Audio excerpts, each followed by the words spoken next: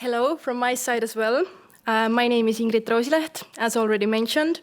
I am the head of training at the Estonian Aviation Academy, and I'm also actively participating in different international projects.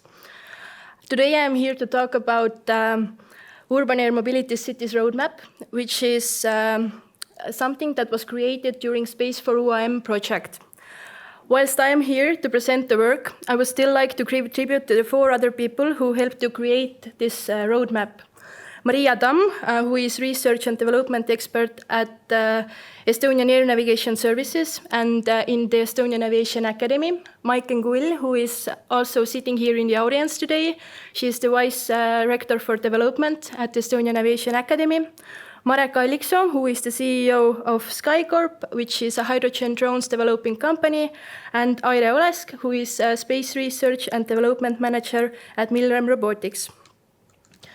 About my today's presentation, then firstly I will give a brief overview about the Space for UAM project in general, and then show you the city's roadmap for UAM, which was the main outcome from this project so far, and maybe discuss some steps in more detail. So the project was founded by European Space Agency's Artemis program, and our consortium consisted of 3 companies. There were us from the Estonian Aviation Academy, SkyCorp, and Andra Technologies. The main objective was to asset space-based services for a safe and efficient urban air mobility planning by creating a space-augmented services feasibility size. But it actually came to be a lot more. Besides the composed feasibility study, we also managed to put together this urban air mobility roadmap for cities. And we did that by creating user requirements mapping. We did several interviews and questionnaires with the different cities, for example, Tartu and Seinäjoki, and then deeply analyzed different city use cases for drones. And SkyCorp actually went for this extra mile, and they created a primitive space-augmented urban air mobility calculator, which will hopefully get the funding to move on to a new demonstrator project in the near future. But today we will talk about this roadmap. So why is it important? Urban air mobility market is currently $2.6 billion US dollars, but by 2030 it is predicted that the market will basically grow more than 30% to be 26.36 billion, which is a huge increase. And this whole urban air mobility is leveraging new innovative technologies to really bring aviation and aerial mobility solution closer to people and, well, hence to the cities. And actually, right now, the regions and cities are currently trying to understand how to integrate this new innovation into urban mobility planning and development. And introducing this new technology to the urban environment is actually a really strategic decision, and it is needed in a long time planning and enabling transforming the cities into more livable environments by creating a sustainable mobility ecosystem. So a brief guide to the roadmap. This circle with a space rocket around it shows the steps where space assets are included, which was really important for our project.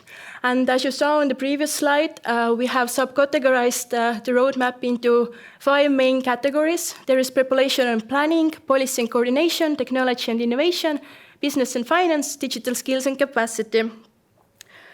And let's start with preparation and planning. So the first step was what we pointed out was that the city should carry out initial analysis and mapping to really understand the current situation that they're in and identify really the urban air mobility services that could be put together for public good, and then perform evaluation and consolidation of existing mobility plans and measures. Next, identify relevant stakeholders to really put together a coordination and communication plan, because as we know, communication is the key. Then define geographical scope, and really understand where this new three-dimensional urban air mobility could be of use, and identify information sources and cooperate with data owners, because here data is what provides us safety, and it's important that we know where some kind of data comes from, that it's relevant, and everything concerning that. It is also really important to agree on priorities, actions, and responsibilities, because it is such a new and hot topic, and it can be frightening. So it's really important to know who is responsible for what, and maybe in some cases really share and fade the responsibility. And you can do that by creating a detailed action plan and sustainable urban mobility plan with assigned responsibilities. And then, of course, agree on work plan and timeline. Regarding policy and coordination, it's really complicated because as we see, the technology is really already quite there, but regulations are not, and in some cases it can really put the technology development on hold. But here are some steps that we pointed out that the cities should do just to ensure political and institutional ownership by really appointing a steering group and setting their focus on what's their approach to drones, drone policies and regulations. Set up coordination mechanisms, and they take steps to develop policy together with national, European, and international bodies. Establish stakeholders and citizens' engagement to really study the public acceptance, because it's also something that's really important, because if the public sees the drones as a threat, for example, then there's no use of it. And enable public and political support, safeguard privacy and data management for public security services, and ensure alignment with GDPR together with carefully planned data privacy and management is also something that is really, really important. And of course, define measures and establish a plan for evaluation and monitoring urban air mobility. It's important to really put together these performance indicators for an easily accessible urban air mobility ecosystem. Now, as we move on to technology and innovations, here are also quite many steps, 6 to be precise. So the cities should really develop future urban air mobility scenarios and drone applications. They should know what they want from these possibilities and what are actually these possibilities. And engage with industry for the development of drone technologies. They should know what they already have and what can be further developed. Explore intermodality and integrate all mobility and transport modes. Analyze the current and future status of all mobility modes, and they should really put this urban air mobility into this whole mobility strategy for the region, and really plan it into their city planning process. Of course, support research and development actions, because as I think in one of the previous presentations today, we also mentioned sandboxes. Then this is the place, really, for example, bringing Tartu, who is actively participating in helping us develop UAM sandbox in Tartu area, so that we could really test these new innovations and everything, and then plan necessary infrastructure to support this development. Regarding business and finance, evaluate financial and environmental impact of these types of services, and define financial capacities and identify funding sources. Create a plan to support new businesses and opportunities. Address regulatory concerns. It is important because throughout the product or service development, parties really need to communicate and exchange information with policymakers, local and international authorities to ensure services legislative feasibility. And then deploy the consultation platform for stakeholders. That's also just to give stakeholders some kind of support and really help them throughout this process. Regarding digital skills and capacity, cities should really cooperate with educational institutions because the market is growing and it brings new job opportunities, and it's really important that we have qualified people to put there, and enable digital tools for supporting urban air mobility services. Releases analyze already existing and upcoming technologies that can be used in the integration of these types of services, incorporate urban air mobility into smart city and digital strategy.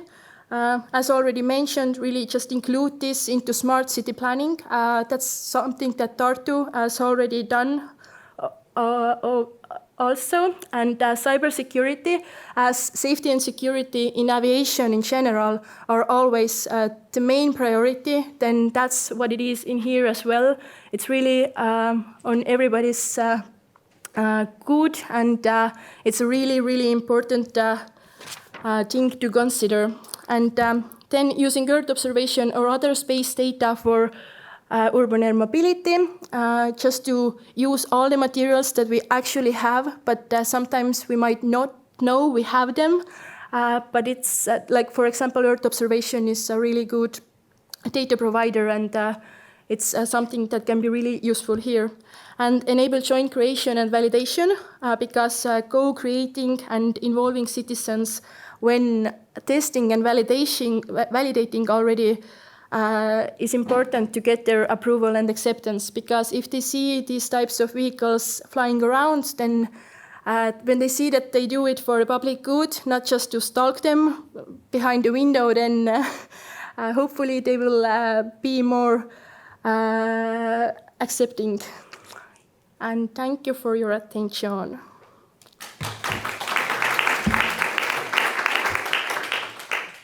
Thank you very much, Ingrid. Well, to start off with, I have a very practical question. When can I take a flying taxi home? Home, maybe in 20 years. Like from a conference to home? Maybe in 20 years. 20 years? I think, because of the regulations. Sad. Hopefully in 2024 you can... I was thinking more like in 5 years, but... In 2024 maybe you can take a flying taxi from Tallinn to Helsinki or in Central Europe someplace. That's really the big goal right now, but yeah, from this conference to your home it might take some time. Well, I'm okay with taking a taxi to Helsinki if it flies, as long as it flies. We have a few more questions. First of all, ladies and gentlemen, do you have any questions from the audience? Please raise your hand if you do. I don't see any hands. I see one hand, but that was for scratching his eyebrow. So how easily can space for UAM be adapted for use in other cities and transferred to other countries? Basically, this roadmap is really a general one in the exact same reason, so that everybody could get something out of it. Currently, I think we've shared it with Tartu and Seinäjoki cities, but hopefully we can share it to the wider audience in the near future. But yeah, as you saw, it was rather a general one. It's not like cities have to take it step by step to get there. It's already good if they find something that suits for them and they adapt with it. But yeah, I think that's...